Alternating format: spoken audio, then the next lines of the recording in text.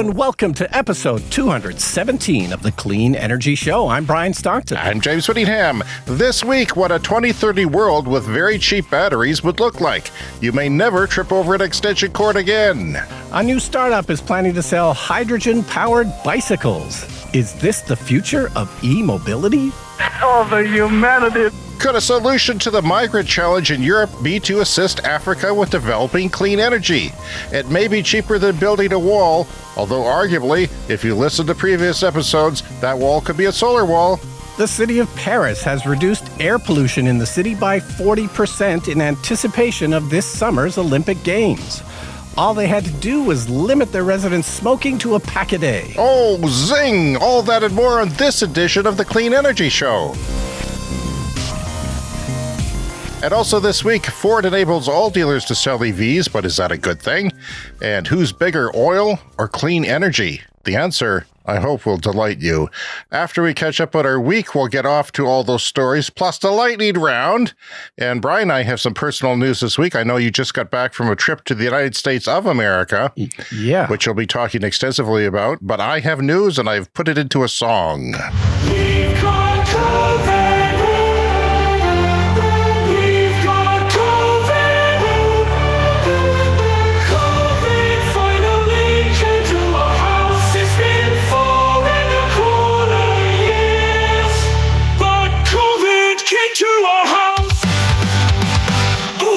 Oh, the humanity.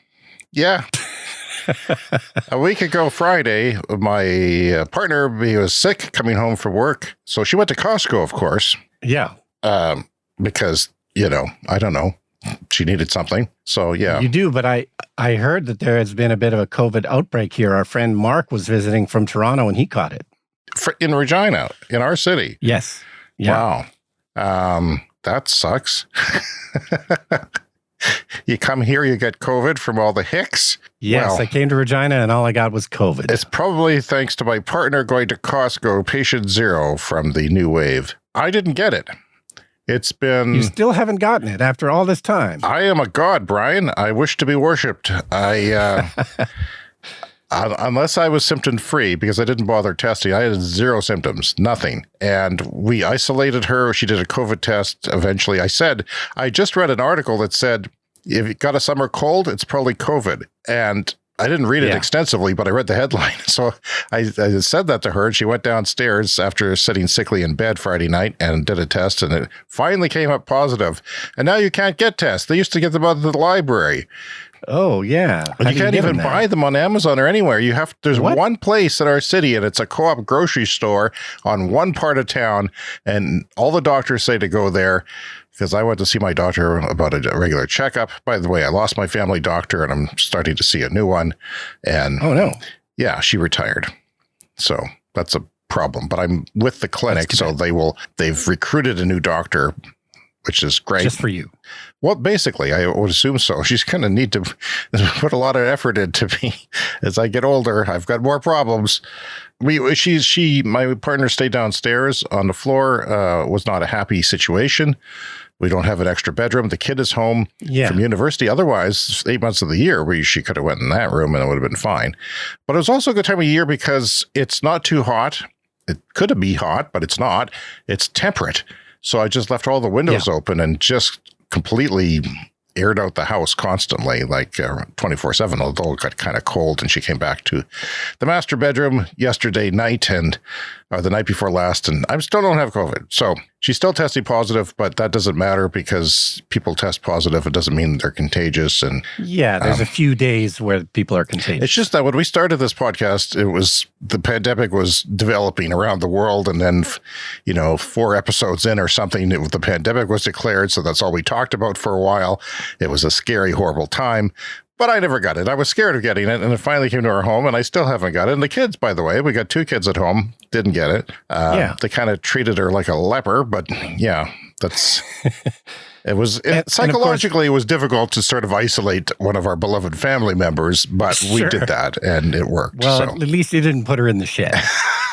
I asked. She said no. She declined that invitation. But you just got back from a huge road trip. Which we took a week off. And by the way, I really needed the week off. And it's not because of COVID. It's because, I don't know. Yeah. I think we need to take weeks off every now and again because it can get, I don't know, it's to think about one thing too much. And it's good to just put your feet up and not put out an episode every once in a while. Not all the time, but yeah.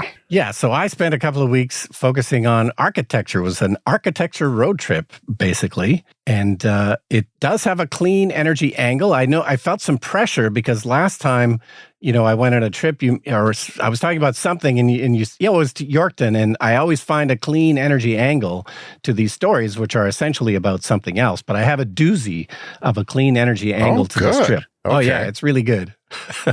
So hang on for that. I will. Because mostly this is about architecture. Oh, and it was an electric road trip. We took our Tesla Model S, so this was pretty long. It's 22 hours to our destination. But we just stopped in lots of places. For newbies who are new to the show, or maybe who have forgotten, can you just update us? Because a lot of people don't have electric cars. They don't quite understand them. Your Model S is a longer range. So what kilometers and miles range do you get with your wheels that you got with the car? Yeah, so I have the Tesla Model S, and it is rated for 650 kilometers, which I'm trying to look at our chart here. This is around 400 miles of range. But it depends on what kind of wheels you have. So I have the sort of larger wheels for the summer, so more like 600 kilometer range, 375 miles, something like that. And this is a slightly difficult route to take because there is one gap that's quite large, like it's about 400 kilometers, 300 miles between Estevan, Saskatchewan, and Bismarck, North Dakota. That's nasty. So that's a scary range. You couldn't do that in the winter, for example. Even cooler weather. You couldn't do it in most electric cars, but, because the Model S is one of the longer range ones. And in fact, first of all, the wind was insane, both on the way down there and on the way back.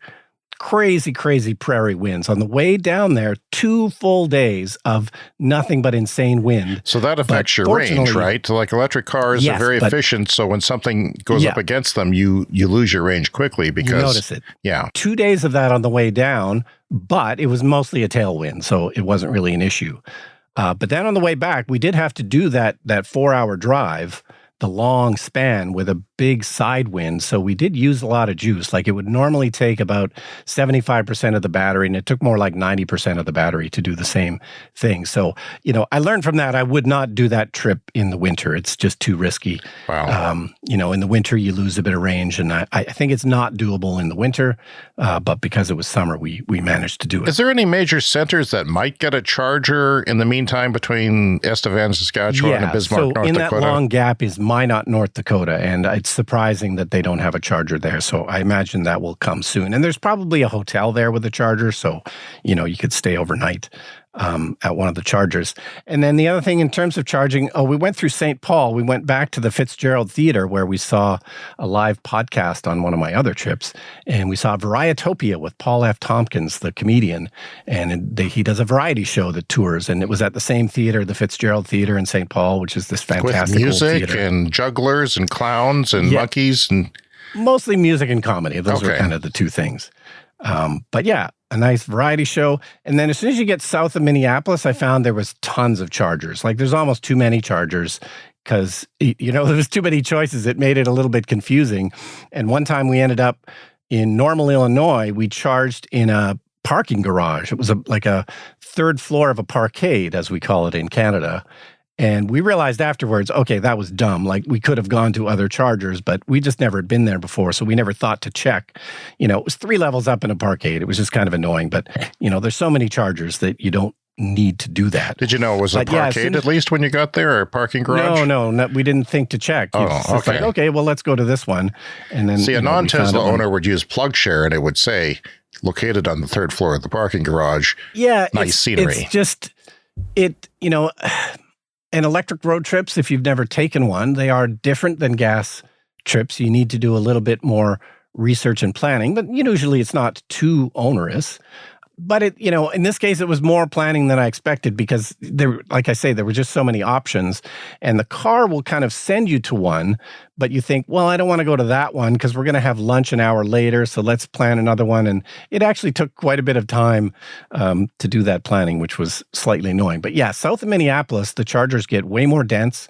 There's a lot more electric cars in like Illinois and Wisconsin. Minnesota still doesn't have that many. Is that right? But so that's where I'm surprised about Wisconsin a little bit. Yeah. Major swing state, by the way. Is that right? Yeah. Yeah. And Wisconsin is absolutely lovely. It was really my first trip there.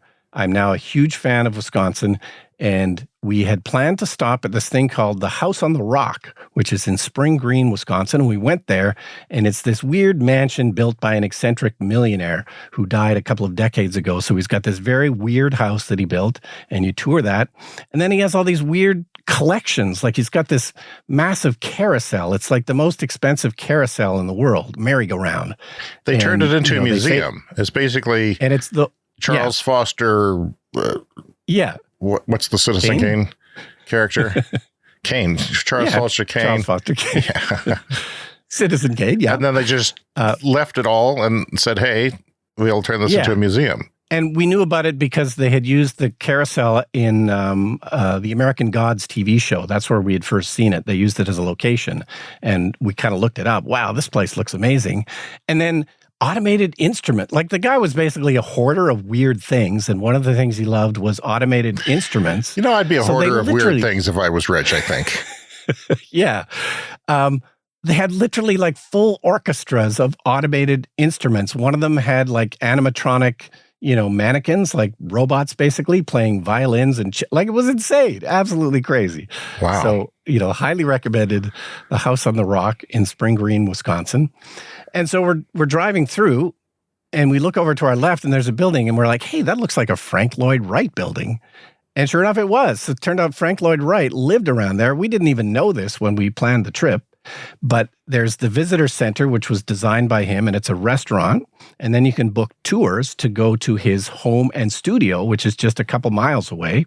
So we did a tour of Frank Lloyd Wright's home and studio called Taliesin, and he had a bit of a school there. He would, mentor architects, and we were among the first to go in. They recently renovated the theater. They used to put on small theater productions at this place, and we were among the first guests to see it after it had been like a multi-year renovation. So yeah, I got to see all these Frank Lloyd Wright buildings, which we hadn't even planned. But the real goal, the destination, was Columbus, Indiana, which is this small town in Indiana, about 50,000 people, that is world-renowned for its architecture. And I only knew about it because there's a movie called Columbus. It's from 2017 with John Cho and Haley Lou Richardson. And this is fantastic. It's one of my favorite movies. If you love like art house movies that include lots of architecture, you're going to love this movie. It's so great. So I didn't know the full history of the town. That's a very specific Brian-like audience, though. Yeah.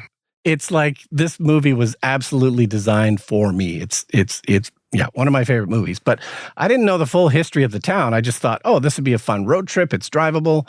We can visit all these cool buildings that were in the movie. And then we just learned more about it. So there's sort of more to the story. There's a reason why Columbus has all these cool buildings. And we stayed in one of them that's in the movie, the Inn at Irwin Gardens, which is not modernist. It was built in 1864, and it still stands, and now it's open as a bed and breakfast, and they used it in the movie Columbus. So we got to stay there. It's got this historic garden that was designed. It was like based on one of the gardens of Pompeii. When they uncovered Pompeii, they discovered this garden, and they designed it kind of after that. But so the place we stayed, it was the childhood home of J. Irwin Miller, who's the key figure in the town of Columbus. And I'm getting to the clean energy angle here. Was it a bed and breakfast? Yes, it was a bed and breakfast. It was his childhood home, this famous rich guy, J. Irwin Miller. So he grew up, he was, Cummins was the family business, and it's based in Columbus, and they make diesel engines, and that's where the clean energy angle comes from. So, Cummins? That Cummins diesel engine? Cummins, yeah. Cummins? Like Cummins. That's, you see that on the side of large jacked up pickup trucks around here in farm country. No, there is, what is it? One of the famous pickup trucks. I don't know. It's in my notes, but yeah, they make pickup trucks for like, Dodge trucks or something. Yeah, that's right. I think that's one of them. Ram, perhaps. Yeah. So we stayed in his childhood home, J. Irwin Miller, and he was a rich guy because he became the CEO of Cummins, which was the family business. He went into the family business. He became the president eventually. And so he was the super rich guy for the super successful company and had two interests, and they were civil rights and architecture. So he was one of the people that established the National Council of Churches in the U.S., and he was part of religious delegations that met with John F. Kennedy and Lyndon Johnson that helped push for civil rights legislation in 1964. And then his other main interest was architecture, and he was very interested in modern architecture. He was built, he was born around the turn of the century, but, he really loved things that were new, the new approaches to architecture. So in 1954, he started the Cummins Foundation, and in 1957 made an offer to the town that the foundation would pay all the architects' fees for new public buildings in Columbus, as long as they picked from a list of like the super cool architects of the time. So the architects that have built buildings include Eero Saarinen, who's known for like Toronto City Hall and the Dulles Airport, and the TWA terminal at JFK, and his father, Eliel Saarinen, and I.M. Pei, who did the addition to the Louvre in Paris. He's a very famous architect, I.M. Pei, and he did the public library in Columbus, like long before he did the Louvre, and Kevin Roche. And so there's an amazing list of about 70 super cool buildings in this small town of only 50,000 people. And Cummins, meanwhile, headquartered in Columbus, has grown up to be this incredibly huge business. It's worth about $37 billion. They have 75,000 employees around the world. About 8,500 of those are in the town of Columbus. They do $28 billion in sales every year, and the focus is how big is Columbus population-wise again? 50,000 people. So 8,500, that's, like 1 in 6 practically. Yeah. And if they knew what we knew, they might think that the diesel engine may not have a future. Okay, I'm getting to that. Okay. The clean energy angle. Did they run you out of town? So, they started, the company was in 1919, and they didn't invent the diesel engine, but that's what they're known for. In many ways, they sort of perfected the diesel engine. So they have operations in 197 countries. And, the head of the company loved architecture. He built this thing that's now known as the Miller House in Columbus, and it was designed by Eero Saarinen, and it was declared a U.S. Historic Landmark in 2000. And since he passed away, his kids donated it to the town, and it's now a museum. It's a tourist attraction, and it's this super cool, modern 1960s building. And, it's just super futuristic, as we would have called it at the time. And so now they just have an endless stream of tourists doing architecture tours down there. We did the Miller House, and then we did a general architecture where they drive you around the town. But yes, the question I had when we're driving around and the tour guide is telling us Cummins and diesel engines, this is the foundation. And he did say they have a large R&D center in Columbus. So a lot of the people that work there are doing R&D, and they have another one, I think, in India. It's a huge, huge company. And he said they are working on the next technology, things like hydrogen. And I did some Googling, and I tried to sort of figure out, well, how serious are they about changing? And I didn't find too much. So if anybody of our listeners know what Cummins is doing in terms of R&D, I do know, they've been working on things like hydrogen. And then there was a story about electric highways, which we've talked about before, where you put wireless charging in underneath the highway. And theoretically, if cars and trucks have, wireless charging mechanisms, they can drive on the highway. So, well, they're building one of these in Indiana, and Cummins is one of the partners in it. It's basically a test project. They're doing several miles of this, and it's going to cost $11 million. We've talked about it before. I don't think there's much of a future to this because it's super expensive, and all the cars and trucks would have to have the hardware to do this. But this is the real question: is Cummins going to be a thing? Are they going to be like Motorola and Nokia?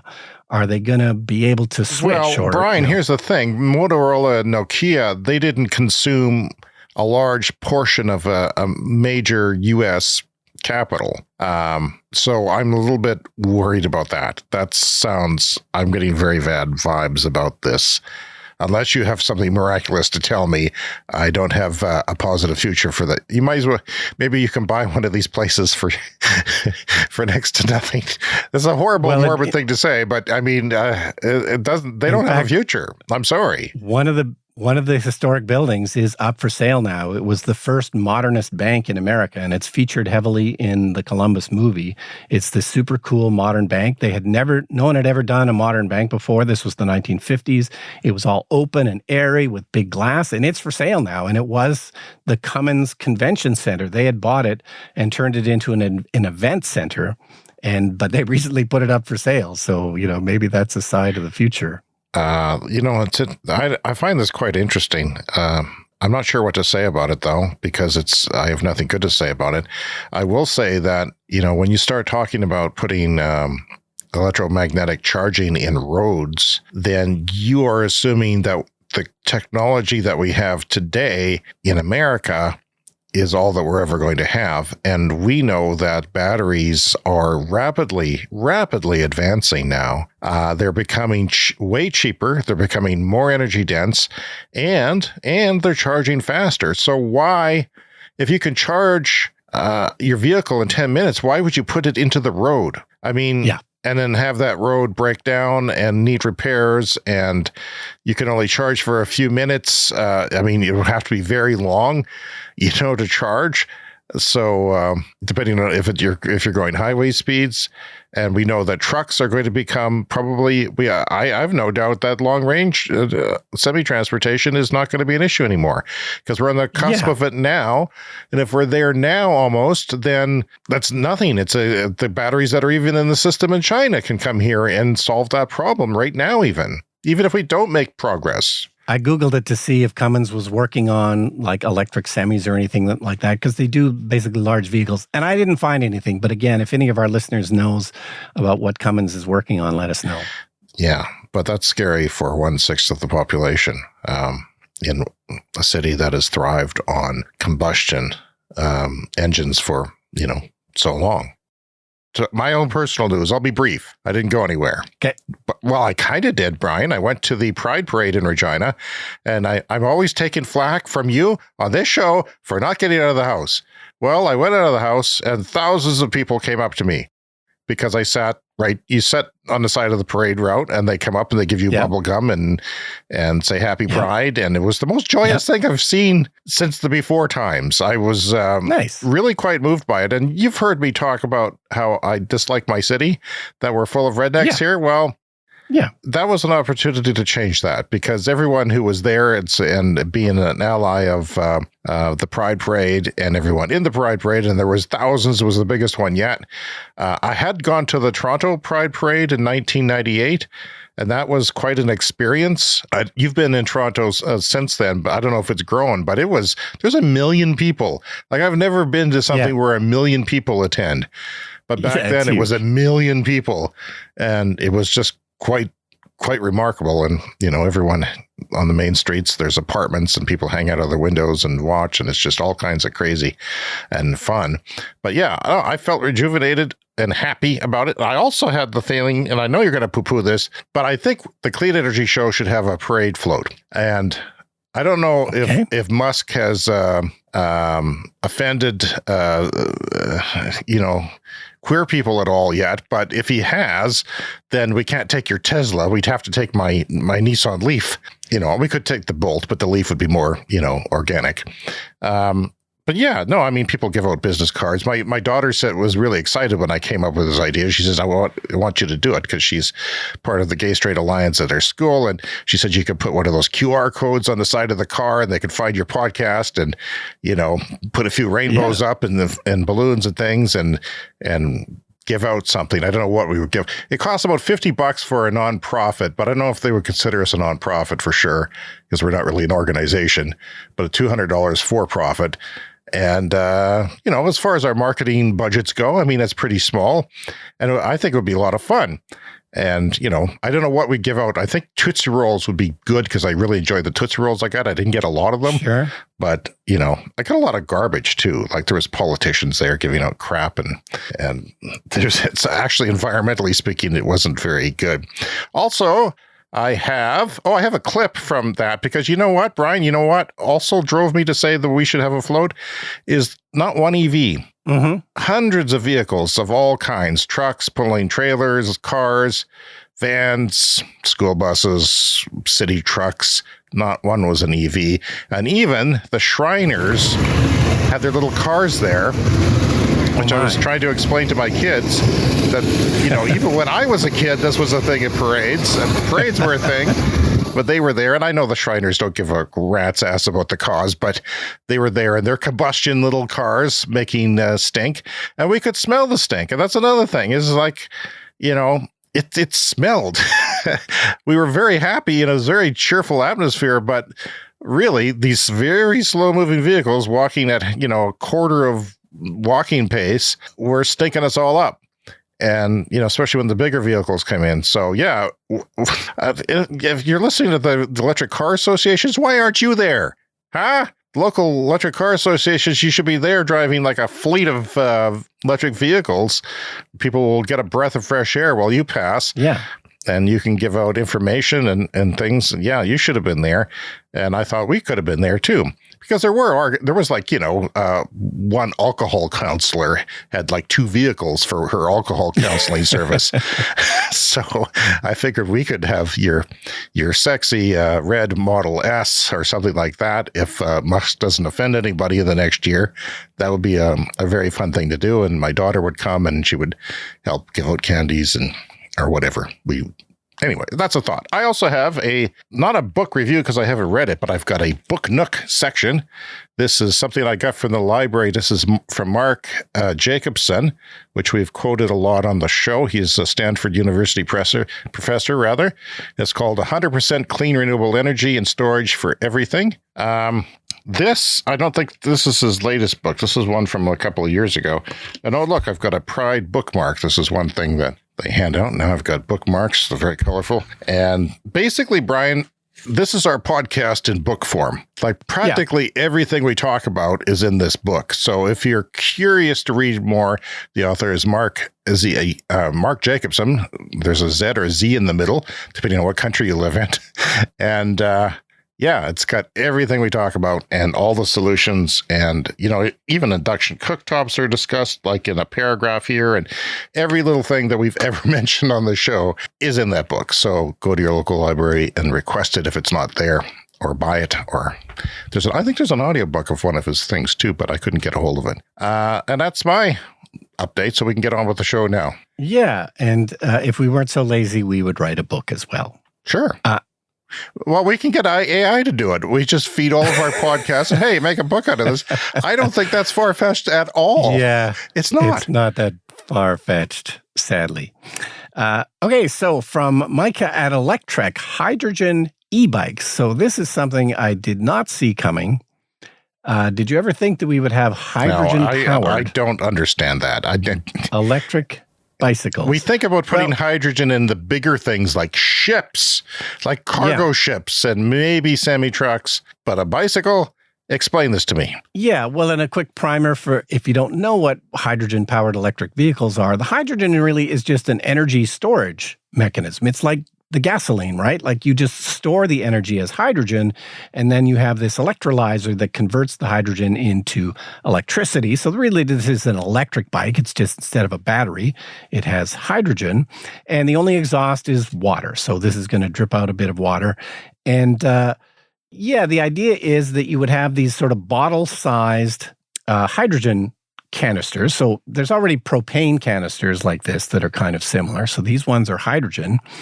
But the thing that I found most interesting about this is that they're also selling a machine that makes the hydrogen. And apparently these are a thing that are around already. I didn't know about this, but you can make hydrogen in your own home with this sort of countertop machine.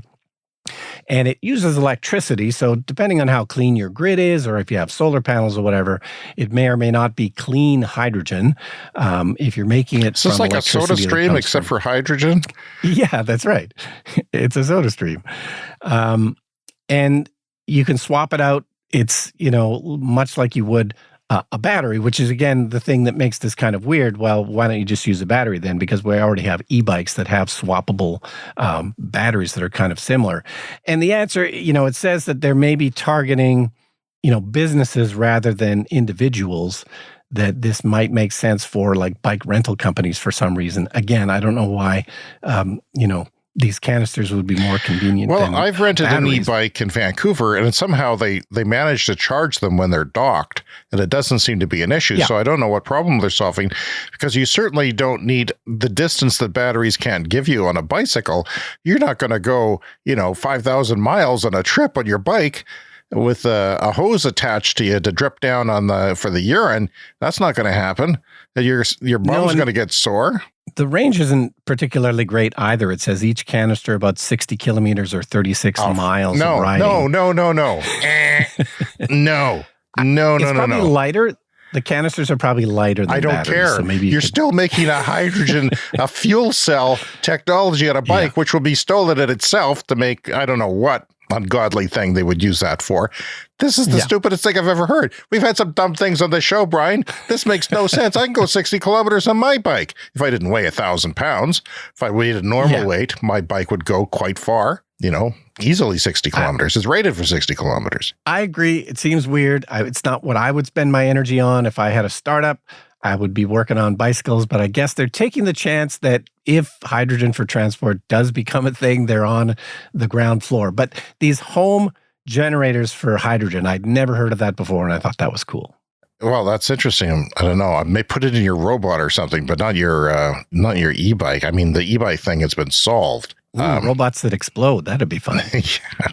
Just if you shoot it properly, if it gets in a shootout at a bank, that'd be bad. Because I would send my robot to the bank to get my money for me. I mean, why wouldn't I? So Ak Hoekstra, he is the director of Neon Research. He is a popular person on social media for clean energy. I follow him. Most people in this space follow him. And he spent his Sunday working on what cheap modern batteries would mean for society and the power grid and everyone else by 2030. This would only be sort of a benchmark at 2030 where they'd be fairly cheap and things would start to happen then, right? Yeah, and this is the competition really for things like hydrogen, which we're just talking about. So how well it's progressing with batteries is a big deal. So the learning curve on batteries, he says, is very predictable. When we say learning curve on this sort of thing, we mean the more you make, the cheaper they are, because some of these technologies are new. Solar was once new, and every time you double it, something happens. Well, with batteries, the prices are reduced around 25%. So every time you double production, and even now, we're just getting started. Like it's really big now, but it's still early days, as you say, so 25%. And it's even steeper and more predictable than the learning curve for solar panels, which has gone down tremendously, way over 90% in the last 20 years. And the solar panels are the poster child for this sort of learning curve, but batteries are actually better, more predictable. Installed batteries grow about 59% per year now. That's installed. Wow. Sodium batteries, which we talked about on the show, that's an alternative to lithium batteries. You just replace, it's not just replacing the lithium, it's rebalancing the chemistry overall. But sodium is similar to lithium on the periodic table. So, and it's much cheaper because that's table salt if you're not familiar with sodium. I have perhaps too much of it in my diet, in my processed foods. So they're going to become very cheap. They're just hitting the market now. So they've got a long way to go to become cheaper. And sodium in itself is 30 times cheaper than lithium, just that part of the battery. Like lithium is an expensive part of lithium batteries, even though it doesn't make up the whole battery. It's not just lithium. It's just one of the things in there. This is going to affect local demand response. What is local demand response? That's when you have a power grid and suddenly you need extra power, but it trips the grid because, something turns on. There's just not enough power. Then suddenly the grid collapses in an area or, equipment on that grid breaks and it's very costly to replace. So if you need extra power on the grid, if you distribute it with cheap batteries to businesses and homes, then that can improve the resilience of the power grid. And it'll cost less to reinforce that grid as a result. We talk about how the grid needs to expand. Well, in a lot of ways, it doesn't if we can distribute our storage power throughout homes. Batteries will significantly support solar and wind energy, as we know that's already happening. The grid that emerges is very different from the current grid. Every home could be protected from blackouts and voltage fluctuations, and it can absorb any peak in solar production because sometimes you got, even now we already have places in the world that have too much solar energy in the middle of the day, or they can, when peak demand is in the day when people come home from work and you need extra power, you can suck that solar out of people's homes and onto the grid. The 20 kilowatt hour battery, that's kind of like a battery that you might have in your home for power that people might use, like a Tesla wall pack. What are they called? Power packs or power walls? So 20 kilowatt hours is about half the size of it's about almost the size of my Nissan Leaf, my old electric vehicle. That was all it did for about 120 kilometers or 80 or 90 miles of range. So he thinks it'll only cost around $1,000 by 2030 and have a payback time of less than 3 years. Of course, it depends where you live, depending on how expensive electricity is. The more expensive it is, the quicker the payback time. So I don't imagine that includes the cost of installation. It's always a big cost. And battery costs dropped from $1,500 a kilowatt hour. So that's like 1,000 watts for an hour was $1,500 of storage in 2008 to less than 100.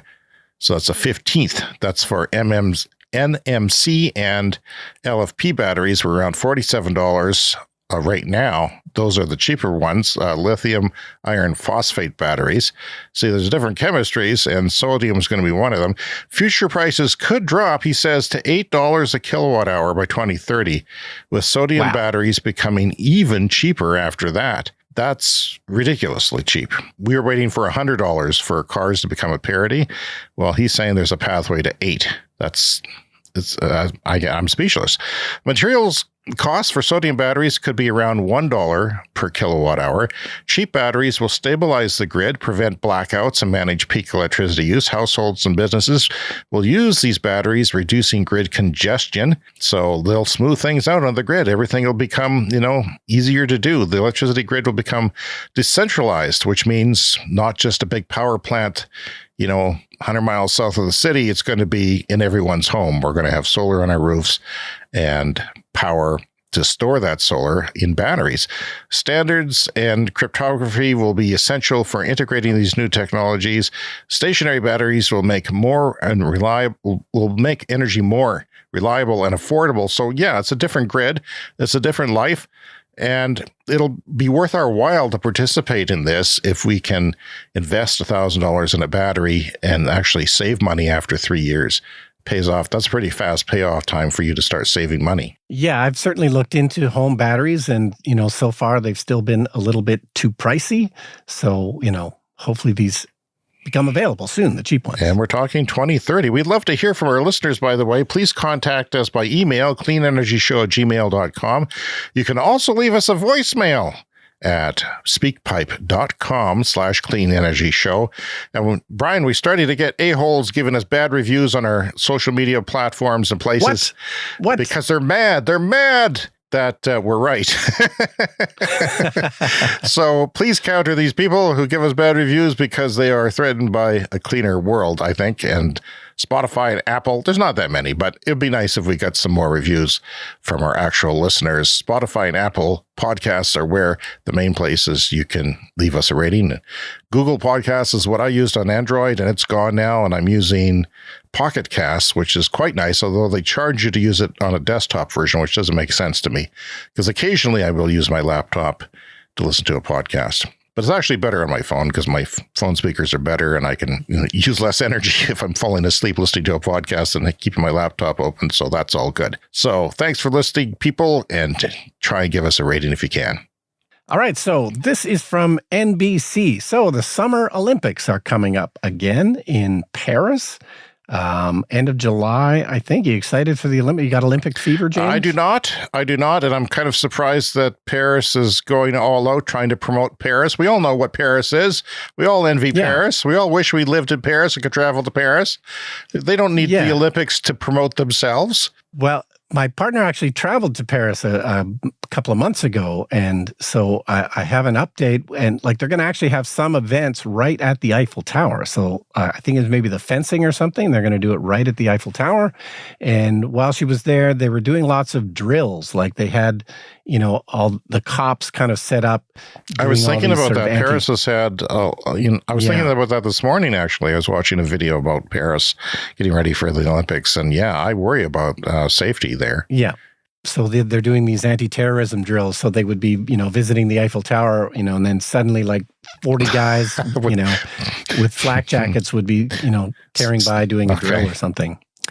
But anyway, so Paris, in anticipation, partly for the Olympics, about 10 years ago, they started trying to reduce their air pollution. So what happened is they have closed now more than 100 streets to motor vehicles. They have tripled the parking fees for SUVs, as we've talked about on the show.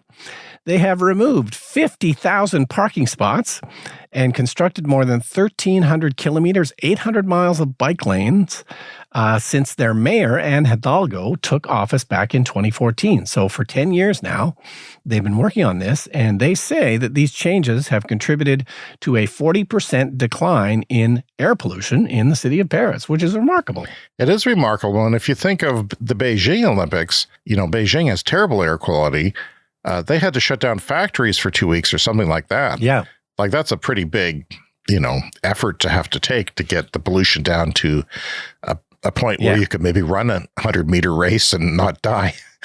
Or God forbid the marathon. The marathon would really kill you. So that's it's surprising that they were concerned about air pollution. But in the summer, it is at its worst because of the way the atmosphere works. Yeah, so there's a quote here from the mayor. How did we achieve this? By assuming a major and radical rupture, the end of car dependence in Paris. And there's a quote here from Nicholas Klein, a professor of city and regional planning at Cornell University. For 100 years in the U.S., and of course this applies to Canada as well, we've built streets, neighborhoods, and cities around cars. And as a result, most people live in auto-dependent neighborhoods, and it's very hard to undo that. One of the reasons that James and I are so bullish on electric cars is we live in one of those cities where it's very hard to undo the car infrastructure, and the public transit is not great. We don't have enough of a critical mass to really have frequent public transit. So we are very much dependent on our cars here. And it says the changes were inspired in part by Carlos Moreno, a professor at the University of Paris and a former Hidalgo advisor. Moreno pioneered the concept of the 15-minute city, where all your basic necessities are within a short walk or bike ride. Of course, Moreno says there's been opposition from climate-skeptical people. Those are the people leaving negative reviews of our podcast. The automotive lobby and drivers in particular. But this is no longer the time for cars, and we need to fight against them for a low-carbon future. And meanwhile, the push for 15-minute cities has become political fodder for the far right, most notably giving rise to fringe conspiracy theories that claim that they are part of a shadowy plot to surveil people and restrict their freedoms. It's one of those things that's so ridiculous, I hate to even talk about it on the show, but it is a thing. It seems like there's going to be people coming up with conspiracies no matter what. It doesn't matter how far-fetched they are. It's just... Yeah, like our city of Calgary here in Canada that I visit and have relatives in, they've got an infrastructure problem where their main feeder pipe for the water main from the city, one big part of the city, has failed after 50 years. And they're asking the whole city to conserve water so that they have enough pressure to fight fires. And they're not doing it. A lot of times they're not doing it. And now, of course, there's conspiracy theories. There's a whole area of that. They're trying to control us. And come on, it's a I don't know. They're going to dig up this pipe in the middle of the city and tell you to restrict water because that's going to be helpful to their evil government. I don't know. How stupid do people have to be, Brian? How stupid? It's crazy. It's very weird, although it is strange that it is so, like, it's such a big event. Like, this is not just a couple of days. Like, this is now going to go on for weeks before they can get this fixed. And so, yeah, you're supposed to try and avoid doing all kinds of things with water if you can. And yeah, lots of people don't like that. And I've seen people saying, I bought $200 worth of plants. I'm sure as hell not going to let them die. So maybe you shouldn't buy $200 worth of plants. I don't know. Maybe you should collect rainwater because they do get rain from time to time. Yeah, I don't know. Yeah, I was going to mention that leftover from my garage sale a couple of weeks ago was a headboard. And it's a huge ordeal because I put it on Facebook Marketplace and no one responded. And then a woman in the next city over, Moose Jaw, decided she wanted it, maybe. So she's constantly messaging me for a $20 headboard.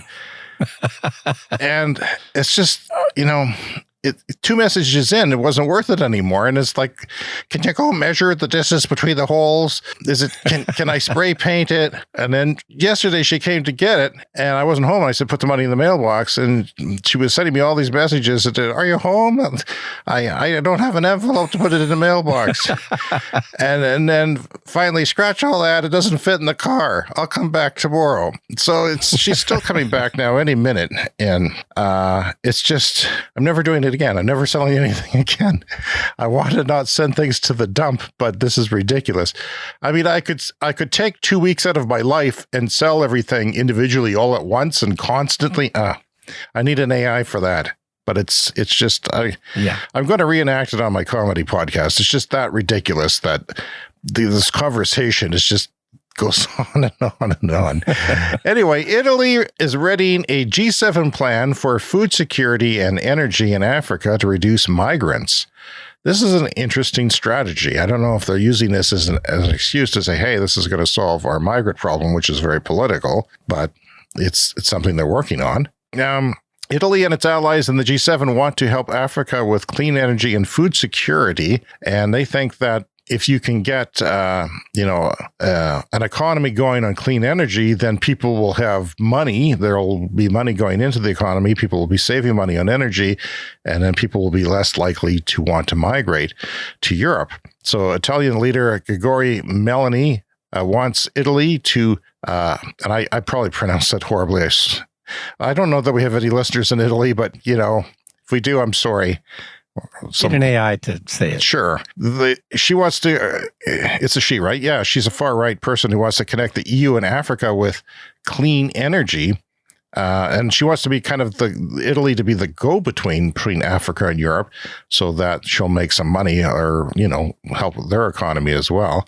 It's called the Matai Plan. This might cost around 5.5 billion euros or $6 billion US dollars. They are creating financial tools with the African Development Bank, EU, and the G7 to support these projects. The goal is to help Africa grow and reduce the number of migrants coming to Italy.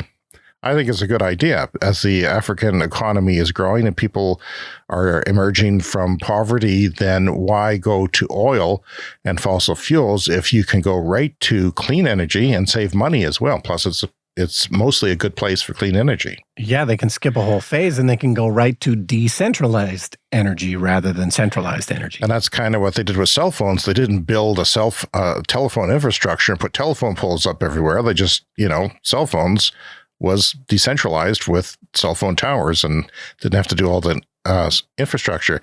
The Energy for Growth in Africa initiative will invest in clean energy and infrastructure in Africa. The Food Systems Initiative will help African countries improve their food supply and farming. And they might announce these plans at the G7 summit, which is coming up, which was on June 13th. So I don't know if they've done that or not. I'll update you next week if that has had any traction, but I think it's an interesting idea to say, to tackle the migrant problem with clean energy, something even I hadn't thought about. But yeah, that's an interesting idea. If you help the economy, you help migrants not want to leave. But what if they don't fix the migrant problem and they just make it a better world for nothing? That would be a shame, Brian. That would be a total shame. So making it easier to borrow money is also important for Africa's infrastructure. That's one of the big issues when we talk about decarbonizing the world with third world countries, is that they need, especially the global south, needs financing to be able to make that happen. Okay, so Ford is now enabling all of their dealers to sell EVs, and this brings 90% of Americans within 25 miles of a Ford dealer selling electric vehicles. So we talked about this a while ago, that Ford had this program where they were charging money to their dealers to, certify them for electric vehicles and to make sure that they were kind of up to speed. But now they've just decided to open it up to everybody. So some of those early dealers might be a little annoyed because they spent some money on this early on. Ford has promised that they're going to, make some kind of a special deal for those dealers so they're not too annoyed. But this is a big deal because Ford is the second best-selling EV brand in the U.S., not including Hyundai Kia if you put the two together. Hyundai Kia are basically the same company, but two different brands. So they sold 37,000 electric cars so far this year, and that's double the number that they sold last year. So Ford, Hyundai, and Kia, they're all making some progress in terms of sales in the U.S. And I've seen, some of the lease deals for Mustang Mach-E's in the United States. Yeah. Super cheap. Like, it's down to almost what I'm paying for my Bolt in Canadian dollars. And, it's a much better car. It's like a bigger car and more capable, faster charging and all that. So, yeah, I don't know. But Ford probably losing money on those, but they are aggressively pricing them now. Yeah, it's still going to be a challenge, but, Biden's 100% tariff on Chinese electric vehicles should help the Ford out quite a bit. It's time for the lightning round. The lightning round is a fast-paced look at the latest headlines in climate, clean energy, and transportation. Canada's EV sales skyrocketed 53%, speaking about such things, the first quarter of 2024 compared to Q1 of 2023. That's pretty significant. Brian. Yeah. And sometimes, you hear these stories that, oh no, it's all over for growth in electric vehicles. But the only thing that's changed is the rate of growth has slowed. Like, if you're only selling 100 electric vehicles, it's fairly easy to double that to 200 electric vehicles. So you've doubled sales. But now that we're getting into the range of millions of electric vehicles sold, the growth is slower. But don't believe those stories that say that electric vehicle sales have stalled. It's not true. Yeah, during the pandemic, I think they were growing 60% a year. So if we didn't have that, we wouldn't be complaining. We'd say, okay, well, they're growing steadily at 20% or 21% overall in the world. Some countries a lot faster than others, obviously, like China. But because of that, it's like the stories are all, even Bloomberg is writing negative stories about the growth, that they're not anticipating as much. And some of that, I don't know. Tesla was a leader in that. And I just wonder if their brand hit from Musk has affected that, or if misinformation has affected it. Like, I have to wonder. I don't know, if that's been measured or surveyed or anything like that. The IPCC says the renewables are now 10 times more efficient than nuclear at CO2 mitigation. So nuclear fans, take note. That is pretty significant difference. It's not 2x, it's 10x. Yeah, and part of it being nuclear just takes too long to build. EVs with 300 miles of range, that's around, 500 kilometers, are now cheaper than the average U.S. car price. So, yeah, and that's kind of like the threshold that, speaking of surveys, that people said they needed was 300 miles of range in the U.S. So now you can, but then, U.S. car prices are ridiculous. What is it, 46,000 is the average now? Yeah. That's crazy. A new report finds that 1/3 of all ocean-going ships are carrying fossil fuels. We've mentioned this before in the show. This is a new report, so I'm just reiterating it. Yeah, once we get rid of fossil fuels, there will be way less ocean cargo traffic.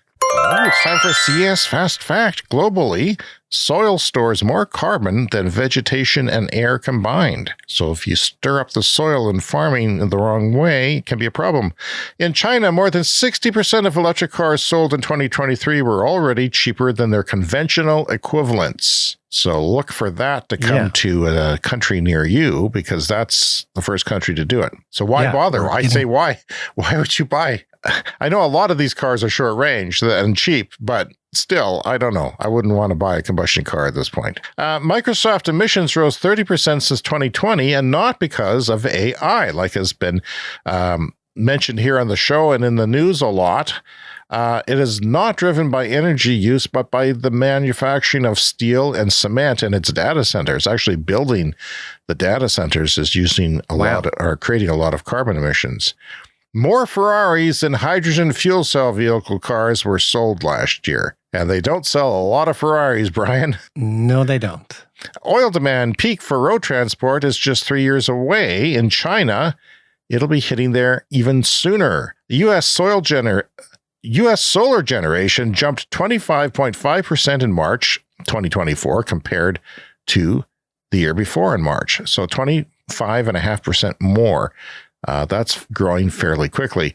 The IEA says peaking oil demand creates an amount of global excess oil production capacity only seen in the 2020 pandemic. And what happened there? I think we had negative oil prices for a while, for a day. Negative oil prices, yep.